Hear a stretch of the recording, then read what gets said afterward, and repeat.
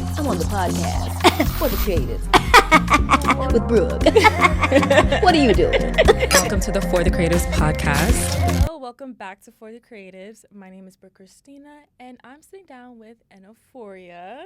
Okay, hello, welcome. Hi, thank you so much. Of course. We've been trying to link up to just have a lovely conversation about you and also being a DJ, because one thing about me is I'm very much a person that loves to, you know, scout creatives, and I see your potential, especially as a creative. So I was like, of course, I would love to have you on for sure. Thank you for having me on. Of course. You know, I don't really tell this story a lot, but I obviously wanted to be like a DJ low-key. Okay. One time.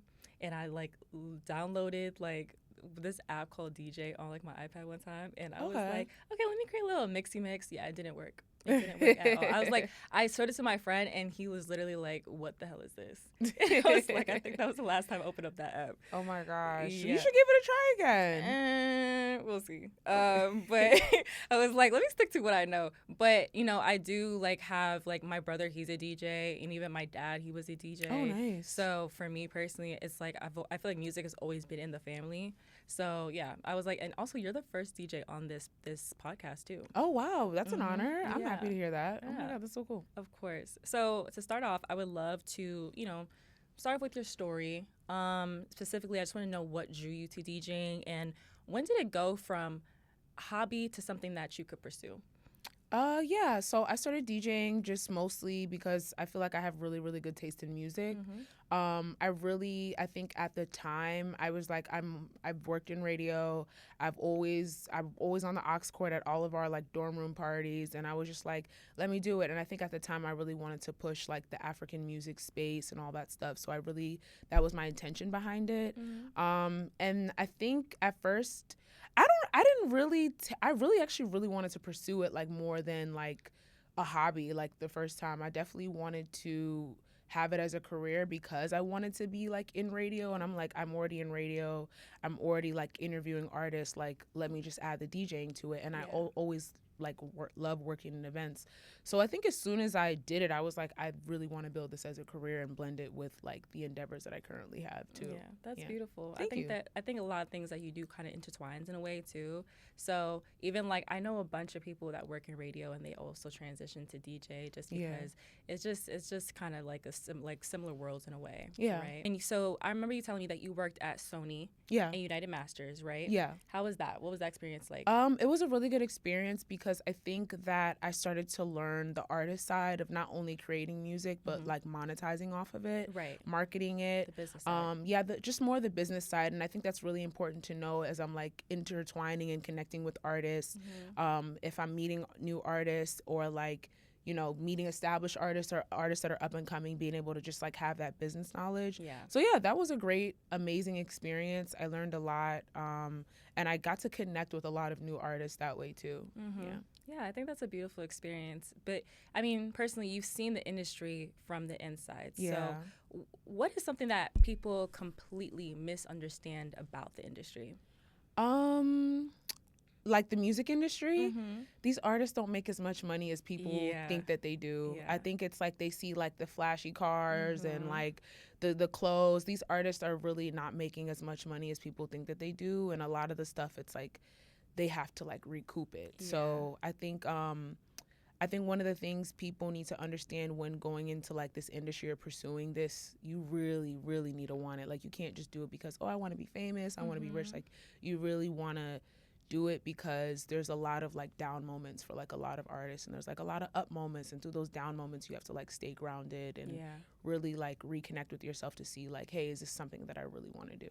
I feel like I hear a lot of like mixed reviews, just like how you said, like from an outsider it looks glamorous, but even like people that I know that are in the industry, they're like, all that glitters isn't all that glitz isn't glamour, is it? What was that saying? All that glitters isn't gold. Yes. All that glitters isn't gold. Yeah. And I was just like, no, it's true. Like we see everything on social media, and it looks nice to see all these events and everything like that. But realistically, I've always heard that there's not a lot of money in music as well. Yeah, there's not. And it's really changing a lot, especially I think with like AI. I think it's really scary. Yeah. I think with AI in general, I think the world is really gonna change. Like I think throughout most industries.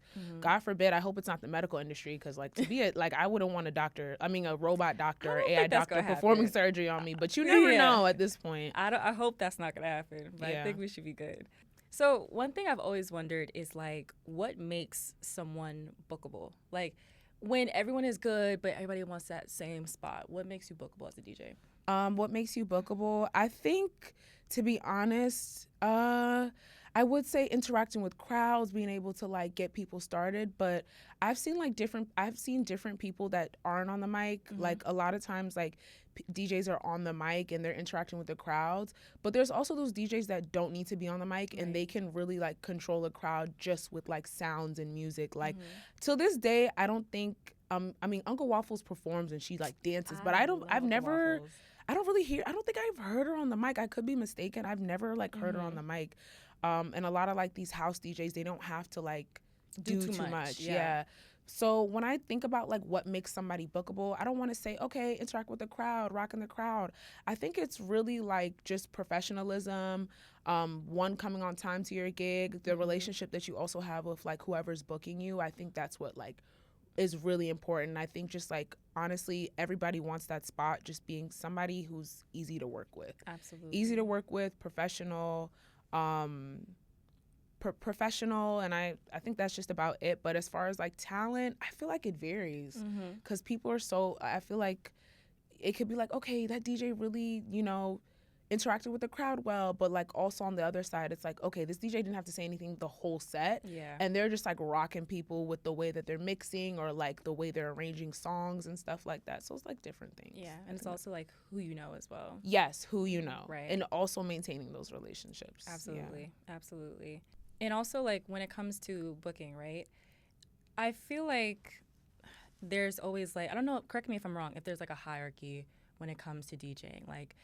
When you're starting out, that could be like working at doing at a bar or restaurants. But I feel like that is like your practice in some way. Then you're moving up to like private events. Yeah. And that is, that's still even more practice. And then you're moving up to like clubs. Yeah. And that is where the visibility comes in. Yeah. And then you have like your festivals, or you're touring with like an artist. Yeah. And that's where the scaling comes in as well. Yeah. So transitioning into that, like, where does the real money come from? How can you get to a point where you can become a full-time DJ?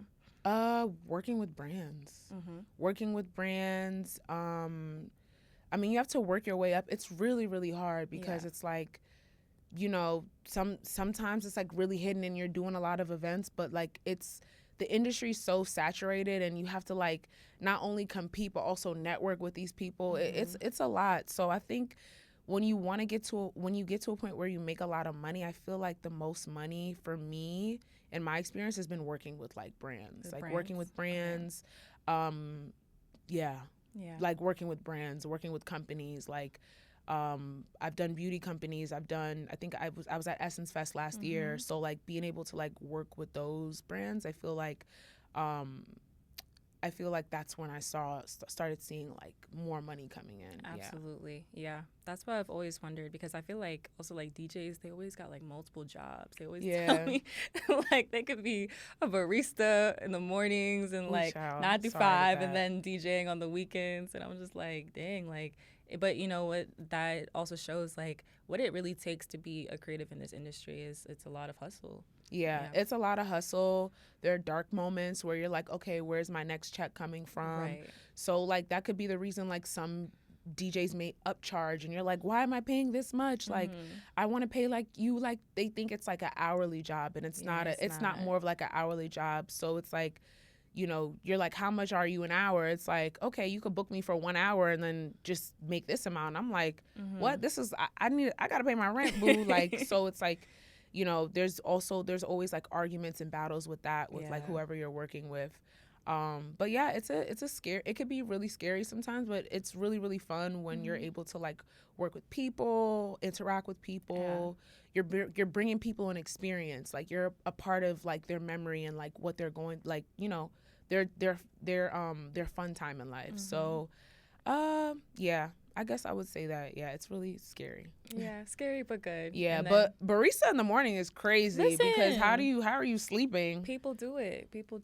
And then it's like you expect the DJ to be so happy. I'm like, they've been working. If they're a barista, they're working from like 6 maybe to 4, and then they maybe have like a couple hours to like nap and reset. I would be so cranky. But you could do that. That's what I'm saying. Like you do barista throughout like the week, Monday through Thursday, and then do your, DJing, like, because usually most parties are like Fridays, through like a Sunday probably, but I guess Thursdays, Fridays, and Saturdays probably, right? So it's like you kind of get that time to, chillax, but still. It depends on this person's schedule. I've seen a lot. I've come from work to a DJ gig. And you could see like the tiredness in my face. Yeah. But I was playing the music, but you could see the tiredness in my face for sure. I feel like DJs kind of always have to be like have a lot of energy anyways. Is that like the hardest part? Or because you always got to be happy, but it's like I'm a human too. I do know DJs that are like just always positive and happy all the time. I'm just like, what are you drinking? What are you eating? Taking? Like, what are you taking to be like? Sometimes you're just tired. And that's why I really value like my alone time and like my reset time because you're also around like so many energies all day. Like some people can handle it, some people can't. It can get overstimulating sometimes. Yeah, it could get a little overstimulating. So, but I try to come in a good mood. Yeah. Yeah, but once I'm touching the decks and I'm starting to like play my music, like my RBF, my resting bitch face goes away. That RBF goes away, and I'm like, okay, I'm having a good time. I'm happy because I'm doing what I love. So like once I start doing what I love, like all that goes out the window. Absolutely. If I were an aspiring DJ starting from zero, what specific steps would you give me to get my first result? What result? Like your first booking? Yes. Network. What steps? I'm not gonna lie, I had a really good network of people like when I started DJing. So like people would really be surprised that my first ever gig where I've ever DJ'd at was SOBs, and it's like that's not normal for somebody who's like starting to DJ, but like I think to get your start, I think number one, practice. Okay. But I think the best practice you can get is when you're actually within those, like when you're live on set. Like that's the best practice, because it's one thing to like DJ inside your house and like mix and like practice and stuff like that, but to get the crowd's reaction, I feel like that's the best practice. So and a lot of DJs are, sometimes they are practicing on the go by like, at their sets. But I would say practice is the number one thing to get your start. And go ahead. Crowd's reaction, is that in order so that you know if you're doing good? Or not? Okay. DJing is like, it's like you're pleasing everybody. Yeah, it's for everybody else. Yeah. But that's like everything though. It's like content creation. Like we're making a video to see if it's going to entertain you. Same thing like with being a singer. Like, are you going to like the song? And if everybody hates it, then it's like, but you love it. It's like, some of it doesn't ever make sense because you are doing it for you, but also you're doing it for the entertainment of other people as well. Yeah, and I think that's the hardest part. That's the hardest part. And it's sad. It's scary, one, because it's like you're looking for other people's like validation to feel like you're doing a good job. Right, which you are. But you should just like have that confidence in general. And also, people sometimes some people come to parties and they just want to chill and sit down. So just because somebody's not like whining or they're not jumping around, it doesn't mean they're not having a good time. But still, like those transitions and seeing how people react is also important. But I think overall, just having balance is what's really important. But like network, I would say, practice, and just putting yourself out there. Like, would you say practice? I think when I first started, I think I was just doing it every day. The app that you were talking about, DJing. I would like do it while I was at work. I was really into it. Like I was into it. I was like, I want to do this. So I think I was like coming home and practicing every day. I know it's not something that people can get done because like obviously you have a life, but even me sometimes I'm like, dang, I got to practice. I have a gig this week right now that I'm practicing for, and like you're practicing, you're playing with stuff. I'm starting at like 4 p.m. I look up, it's like midnight. I'm like, I need to get my bed. I need to go to sleep. Like I need to, it's a balance. Just practice. So networking, practicing. Is there one more specific step? Networking, practicing, I guess putting yourself out there. Support. I think what really helped me too was like really connecting with other DJs. That's how I really And you know that term, they're like, don't network up, network across. Absolutely, so I was networking across, right. like up and coming established DJs. I was really, really social, I think, too, at the time. Now I'm like, you know, I'm getting older, I'm a bit chill. But I think at the time I was like, hey, like, I'm going to be in San Francisco. Do you know any DJ? Yes. I just looked at a DM that I DM'd a DJ, like, when I first started in, like, 2018, 2019. And I was like, hey, I'm going to be in San Francisco. Do you know any DJs I can connect with out here? And they would tell me, or, like, if I was going to, like, another city, I think what happened, I moved to San Francisco for a summer because I got like an internship when I first got out of college out there. And I was like looking for like, where are the African parties? Like, I want to DJ, I want to do this. And like, I ended up connecting with this guy who had a party every Wednesday. His name is Flygerian Jeff. We're still friends till this day. I think I know him. Yeah. So Flygerian Jeff and I are still friends literally till this day. He actually became one of my closest friends. But, like, I did that all by, like, just showing up to his parties. Yeah. Like, connecting with him. Like, I started being, like, I remember at first he was like, this girl is so annoying. And I started being, like, that annoying little sister to him. And then we just, like, developed this, like, amazing friendship. And now it's like, okay, if I want to go to San Francisco, I know, you know, I could DJ here, I could DJ there. Because, you know, just making that connection. So networking across really helped. I feel like I still said the same thing, but. Yeah. No, it's true, though. I feel like also you have to also shoot your shot. Especially when that's really what it is. Yeah, it's literally just shooting your shot. I feel like you can't be afraid to ask for opportunities too. Like, a lot of people actually do like to give opportunities to beginner anything. Like, you know what I mean? They want to give you a shot in order to see what you can do. Yeah. And I think that's such a beautiful thing. But it's all about who you know. And if you're willing to open your mouth, because closed mouths don't get fed. Yeah. So yeah, and I'm not gonna lie. When you're first starting out, you're not gonna probably make money. I remember, I think the first time I did it for free. Like, so it's like, don't come with like a ego or chip on your shoulder and be like, okay, book me, I want this amount. I mean, I guess it's cool sometimes, but like, you have to work your way up. Like, you have to work for it. There's a lot of people that like put their like sweat, tears, everything into it. Like, they really grinded for it. I've seen people that really, really grinded for it. They didn't have like $1 to their name, but it's like, if they can get themselves out there to DJ, they would do it. So yeah. That's the same thing like with me. Like, I'm an actor, so my first like 12 short films, I did it for free. Yeah. And then my next one I got paid for it, and I just kept on, the rates just kept on going up. Yeah. And I always tell people that, like, you're gonna have to work for free sometimes. Yeah. Like, that's just part of the process. Yeah. And then eventually you're gonna get, you know, to the money. Yeah. That's how you know you want to do it. You gotta want to, especially in the creative world, you gotta, creatives don't make a lot of money. They do not. So it's like, you gotta know that you want to do it. Yeah. Okay, so what are the biggest beginner mistakes that you see? Beginner mistakes as a DJ? I guess just understanding transitions. Like, I think the biggest thing I would say is the beginner mistakes is, child, I do not know. I'm so sorry. I do not know. I'm trying to think and it's not coming to my head. I'm sorry. It's okay. I do not know any beginner mistakes. You know what? I'm trying to think. Oh my gosh. I think, but also like mistakes are personal for everyone. Like everyone's gonna make their own different mistakes, period. You know what I mean? And that's just how you learn. So, you know, what you may have made, maybe somebody else will not make, maybe somebody else will. But yeah, I get what you're saying. I'm trying to just think about mistakes I did and I just do not remember. And I've made a lot of mistakes. I'm not a perfect human being. I guess transitions, just understanding how to like mix music and just understanding like BPMs. And like, I remember some mistakes I would make is like comparing it to like you DJing on your phone, like literally like going on your phone and getting on Spotify and creating a playlist is completely different from actually like mixing. I'll be playing with that mixing feature all the time. But it's not the same thing because like in the systems that we use, we're going by like, it's like it's called BPM, which is like beat per minute. So it's like you're matching those like numbers together. So you think like maybe, I don't freaking know.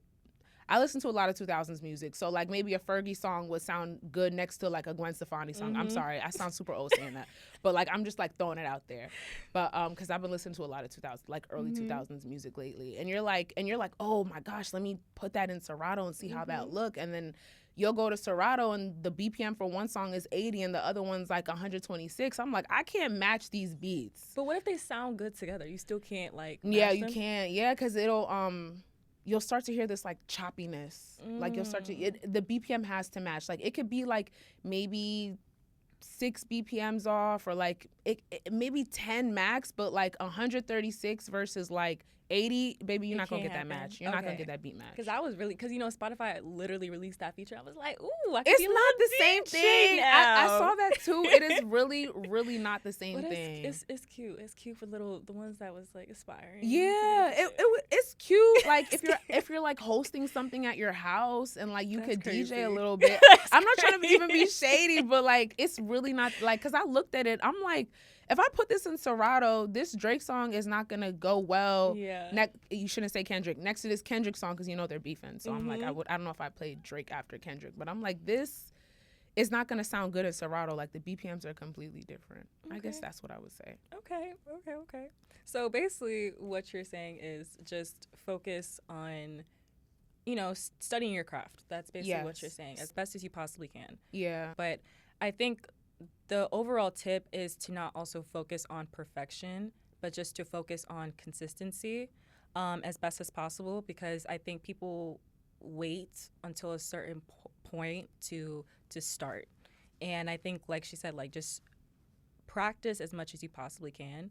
And that's where the greatness comes from, not from like waiting till you're perfect in order to start DJing. Yeah, I thought about that. Somebody recently told me that too. I was listening to a podcast. People wait till they're perfect to start everything, but it's like you can't be perfect, and that's literally how you're going to like get yourself out there and be able to like learn from your mistakes. Absolutely. I think it's cool to make mistakes like while you're on set, have but to make mistakes. Make sure you learn from them and just like come correct the next time for sure. Absolutely. Okay, so we were just kind of talking about this, but like when I go to a party, let me just say, like, I am tired of hearing like Sexy Red, 1738, and it's like it's 95 degrees. Like, I'm tired of hearing the same damn songs at this point, and it feels like all DJs are low-key starting to sound the same. Yeah, it's true, but it's because we're trying to please the crowd of what everybody likes, and I think that's one of the scary things about DJing. So like, you may discover an artist that you think is like super, super fire, but like, there's this thing about the audience, if there's no familiarity there, if this, and I think that's why a lot of like today's artists are sampling like old music or like old songs. I think I just seen some artists sample like Sexy Love by Neo, and like a lot of like the new music is just like sampling of like old music. I think as listeners and as consumers of like sound, people like familiarity, so you're thinking about that. Like if I throw an Afrobeat song in a space and it was really hard for me. Like it was really, really hard. I used to like really not care. Like I used to not play for the crowd. I'm like, you're gonna listen to this because this is the hottest thing coming out of Ghana. Like I do not care. But like then you like kind of go, it starts to become consistent, and you're seeing like the crowd is maybe really not rocking to it, and then you have to think like, dang, this crowd is gonna think I suck. They're gonna go home and be like, DJ Enophoria, she's horrible, yada yada yada. So I feel like a lot of the DJs are playing the same thing to compensate for like the general music consumer. Like we're playing like what we feel like you guys would like. That's what I feel like it is. I feel it. That chasing validation thing from the crowd. Exactly. Yeah. I hear it. Because even like with you mentioning like sampling. Yeah. Sampling's a cheat code.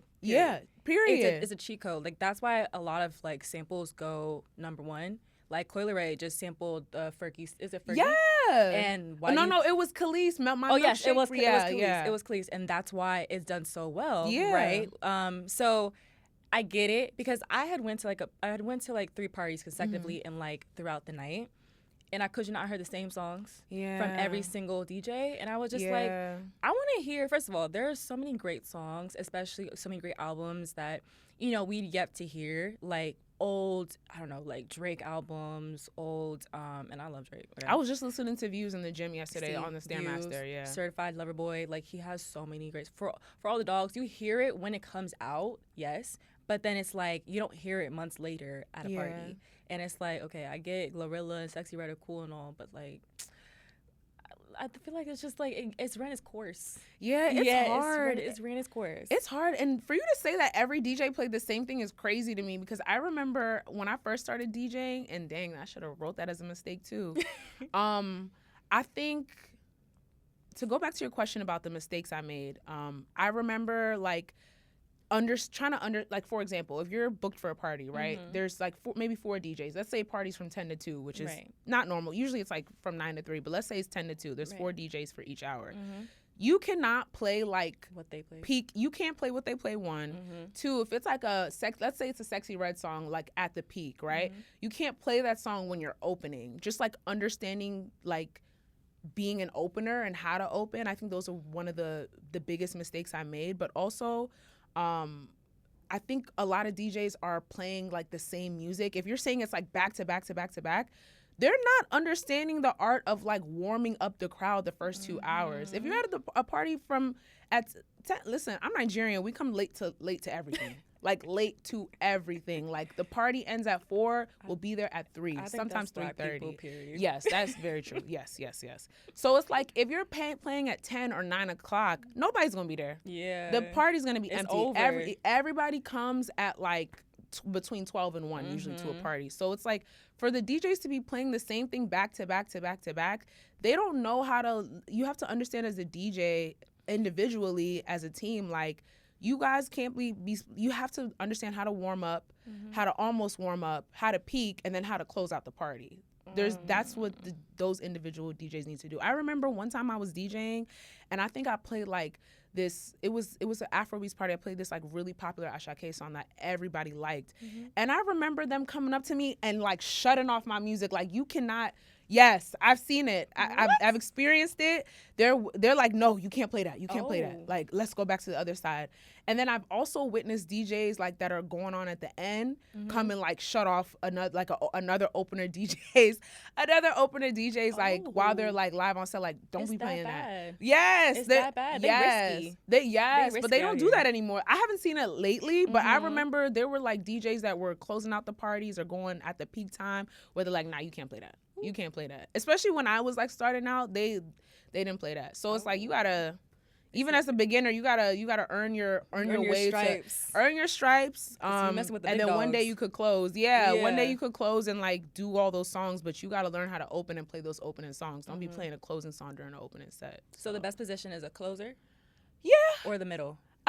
I would say middle. honestly, I like opening. And I remember when I first started DJing, there was this other DJ who I knew, and he was like, yo, I wish I could open again. I hate doing the main part. Because it's like openings like more chill. If you want to stay for the party, you could kind of enjoy it. If you bring your friends out, like I remember my friends would just come and we would just party the whole rest of the night. That was super, super fun. It's more pressure if you're probably in the middle. Yeah, if and it's in like the middle. everybody's like, yo, I'm waiting for you to like really turn this shit up. Yeah, it's a lot of pressure on you. That's why Yes. sometimes like I do miss opening. I've been getting a lot like of like main hours, which is fun too. Most DJs, I don't know. It depends on who the DJ is. I've met DJs that are like, I wish I could open again. I love opening. One, it's like because maybe they want to enjoy the rest of the party or they want to go home after and sleep because they've been working all week. But there's some DJs that like that, like main, like they want to own the space. Some DJs may have that like confidence where like, I want to own the space. Like, nah, I can't open. I can't do this. It depends on what DJ you meet, but yeah. I like opening. I like closing. I like the peak time. It doesn't matter. Opening is nice. It's a lot less pressure.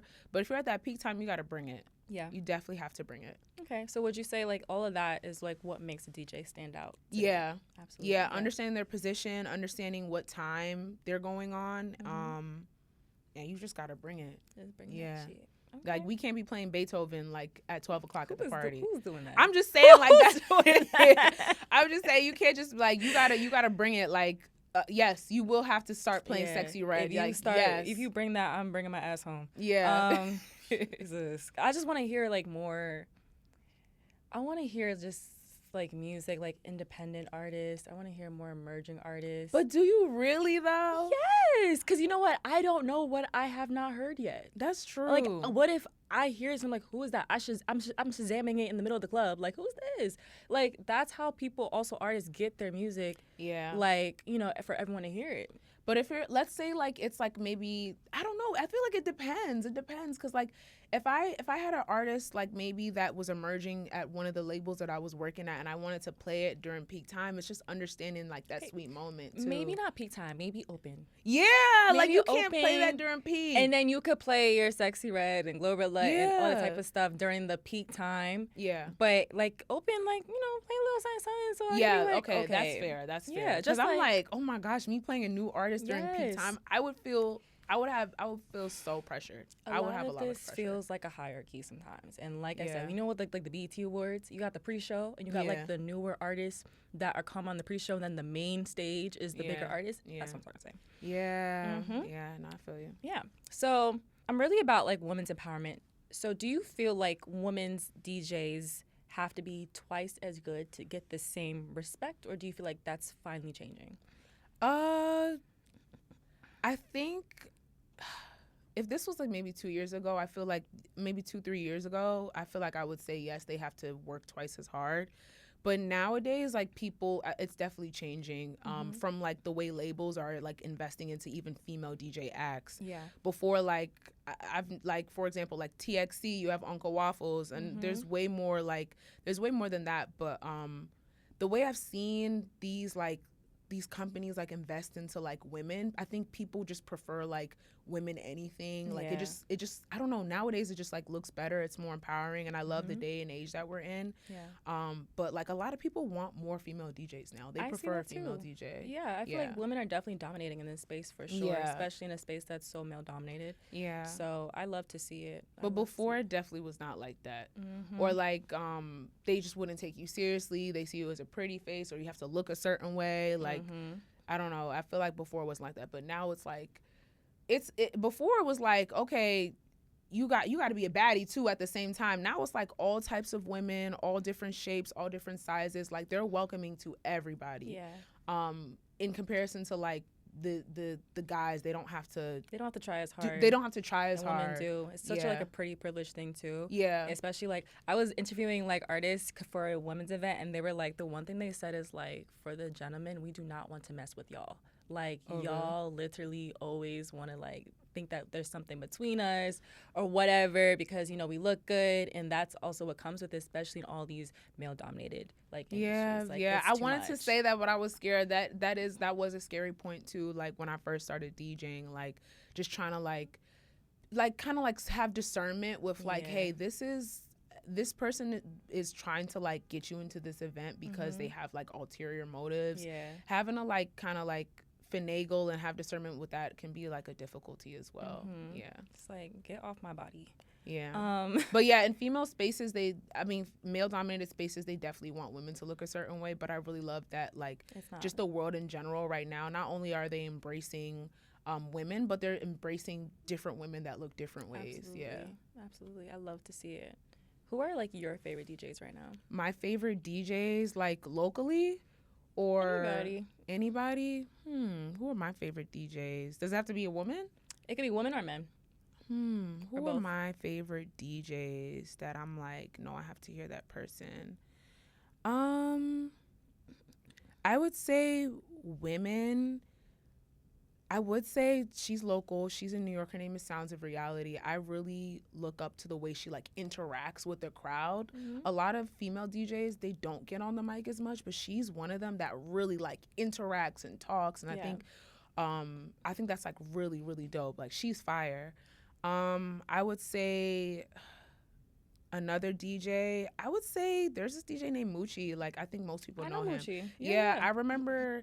I think I discovered him because he was like DJing at Boonton's, but he was just fire, and he doesn't get on the mic like that either. And I think he's one of those DJs where like his music taste really speaks for itself. Like it's mixing, it's this, but it's like he knows when to play the right songs, and it could be like an R&B. That's why he's really good with like in the R&B space too. Like he'll take you back in the day, he'll take you to current. That's exactly what I'm saying. He's like super, super fire, but he doesn't have to be on the mic at all, which is crazy. Booked and busy. Yeah, always. Like I'm always seeing him at an event. Yeah, and I would say the last one. I mean, this is so cliche, but Uncle Waffles, because she knows how to work a crowd. She doesn't say nothing, but the dancing. Like I wish I had that confidence to like get up and dance and do this, and she be hopping on top of her controller board and just doing cartwheels. Like if I could do that, please. I'd be out of here. Yeah. But she's great. No, she's amazing. Fire. She's beautiful. She has like a triple threat: beautiful, talented, and that girl. Yeah, period. and she doesn't have to say anything. She doesn't at all. She But doesn't. also South Africa just has that. Like they all that dance vibe. like that. Tyler too. Yeah, like, Tyler. But they all really dance like that. That's how they Mm-hmm. get down. Like everything feels like a dance circle, a dance battle. It feels like the 90s hip hop breakdancing, but like the South African version, and them playing like amapiano and different things like that. Yeah.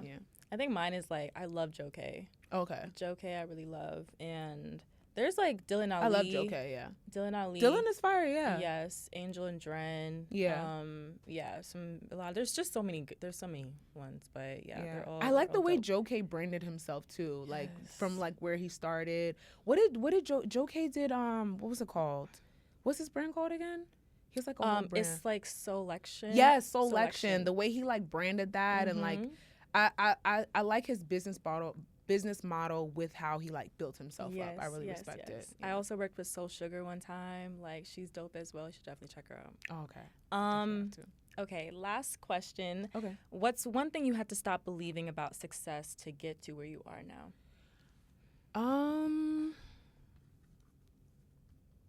I think to what your point is, I don't have to be perfect. Like, a lot of people don't know. I mean, like when I first started, I think I had a lot of, when I first started, I was like so ready, like I was out there, and then the pandemic hit, and we was all at home eating like crazy. And I remember I put on so much weight, and I think I really had to tell myself, like, I think I had lost my confidence. I'm like, I don't know, like I'm supposed to look a certain way, back to like looking a certain way when you DJ. I felt like I had to look a certain way or be a certain way, or like just I had to wait till I was perfect to even like put myself out there for bookings. But again, like I think one thing I had to tell myself is like, stop chasing perfectionism. All that stuff doesn't matter, and what really matters is your talent. And I think just having the confidence to work and DJ, no matter like what's going on in your life, personal, professional, like you have to bring it each time. What was the question again? I'm sorry. No, it's okay. What one thing you had to stop believing about success in order to get to it right now? I think overall just feeling like everything had to be perfect and everything had to always align. Just put yourself out there no matter what you're doing. It's not going to deter you from success. Like you have to start the journey to get there. Yeah, because perfection is insurmountable anyways, right? Yeah. So, all right. So now I have my 4 little fun, spicy questions. Okay. So, you're creating the lineup for the biggest Afrobeats festival. Okay. The lineup? Oh, yes, Jesus. ma'am. Which artist is headlining, and which DJs are you bringing? You can choose up to 4. Afrobeats DJs? Oh my gosh, this is so much pressure. I don't want people looking at this and be like, so why didn't you put me on the lineup? Like, you better choose good 4. Oh my gosh, I'm scared. Choose your artist first. WizKid? I'm a crazy, like, you know, like Nicki Minaj has the barbs. I'm a crazy WizKid fan. I'm FC till the day I die. Okay. WizKid has to be the headliner. Jesus, I would have so much fun. Who are the DJs that I'm bringing with me? I would say, I feel like this sounds so cliche. I would bring Uncle Waffles. Because she's gonna give me a show. I would bring my boy Flygerian Jeff. Okay. Who else? How many DJs do I have to pick? 2 more. 2 more. I would bring DJ Spindall, and I definitely, because she really knows how to work a crowd. And I would probably bring DJ Mahogany. Yeah. Okay. That's a good lineup. Thank you. Thank you. I'm trying.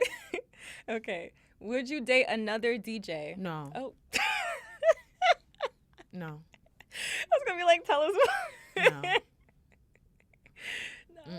No, I wouldn't date one either. I'm not gonna lie. I wouldn't date one It's not that they're bad. I don't want to date somebody in my industry. Like I don't know. They outside. They're out every single weekend. I get it. I just want my man to be there when I get home. I love like that. I don't want my man to DJ because I want to come home and cuddle with my man. I don't want him to be at Jolene Sound Room DJing or something like that. I don't know. I just put out a venue, but would not date a male DJ. Alrighty. I love that you just answered it so quick. If you're producing a track right now, which 2 emerging artists would you choose to feature, and why those 2? Oh my God, this is so much pressure.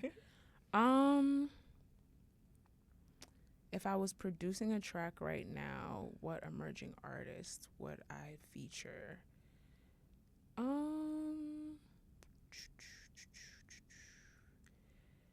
Probably Laycon. There's this R&B artist. His name is Laycon. I just think he's fire, and I think I've seen how his career has like grown over the years, and like he's still like in that I just feel like people need to like hear his voice because it's fire. It's really special. Who's another artist I'm thinking of bringing on the track? Can it be a producer? Or does it have to be? Oh, okay, it has to be an artist because I'm producing it. My bad. Winnie. She's another emerging artist that I think people need to pay attention to as well. And I've worked with her, and her voice is like, it's like a mix of Thames. She just is a vibe, and I think a lot of people sleep on her. So Winnie and Laycon. Okay. And I think they should actually do like a joint project together. I think their voices would sound fire together. Okay. Yeah. Sounds good. All right. Do you have an artist crush? An artist crush? Yeah. Now, wow, artist crush. Don't say it yet. Okay. Okay. Do you have it in mind? No.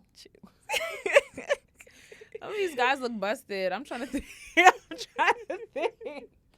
Artist crush. You know, that was crazy. That's crazy because honestly, I was thinking the same thing. Like none of these men are actually kind of like. Men are like an interesting species. Yeah, women are so gorgeous. They are. The fact that you can't even think of one just says I exactly that. Can't think of one. There's nobody where I'm like, I mean, Burna Boy's fine, but I don't think he's my crush. I don't know what it is. I have like model crushes. Like I know people on like TV shows, not an artist. I don't know no fine artist. What about a DJ? A DJ? Oh no. No. You don't gotta date him because I know you see when a DJ crush. But I'm just saying, like, oh, that's messy. So he look good. No, I don't have any DJ. What if I did? Oh my God, you blew up my spot. No. Okay, so no singers, no rappers. Rappers. That's singers. One singer, rapper. I'm trying to think. I'm like fine. Okay, I got an artist. Okay. It's an artist during a certain time period. Okay. Please don't let it be like someone from the 1960s. Not the 1960s, but they were fine back then. Okay. They were fine back then. Okay. Sam Cooke is cute, but is it Sam Cooke? No. Oh my God, no. Okay. Ready? Okay. 3. I'm gonna get dragged for this. 2. 3, 2, 1. Party Next Door. Oh, I was supposed to say mine? No. Yes. Oh, Party Next Door? Ooh. My bad. Cute. Do it one more time. Have you seen what he looks like now?